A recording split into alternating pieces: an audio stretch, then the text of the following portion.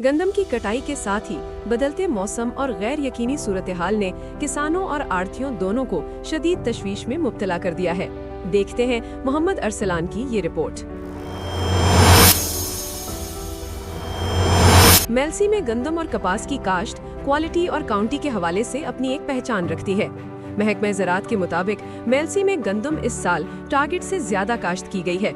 दूसरी तरफ गंदम के रेट के हवाले से अभी तक किसान और आड़ती परेशान हैं। मेलसी में बम्पर क्रॉप काश्त है गंदम की महकमा ज़राअत की काविशों से, जबकि टारगेट था 1,55,000 एकड़ का और महकमा ज़राअत की काविशों से 1,90,000 एकड़ काश्त हुई है। अब कटाई का मौसम है।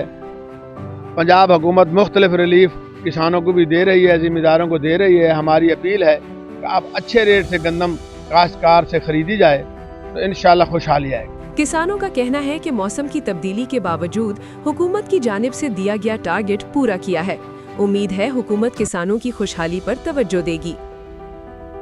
गंदम इस टाइम कटाई के लिए तैयार है और काश्तकार बहुत परेशान है और गवर्नमेंट को चाहिए कि इसका रेट भी बढ़ाए और ख़रीदारी भी यकीनी बनाए, क्योंकि काश्तकार बहुत परेशान है, अखराजात बहुत ज़्यादा है। हुकूमत की बेहतर पॉलिसी की वजह से गंदम की काश्त में इजाफा होना बेहतर पॉलिसी और महकमा ज़राअत की काविश है।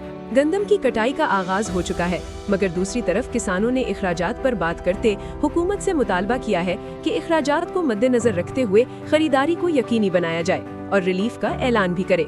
कैमरा टीम के साथ मोहम्मद अरसलान, मुल्तान न्यूज़, मेलसी।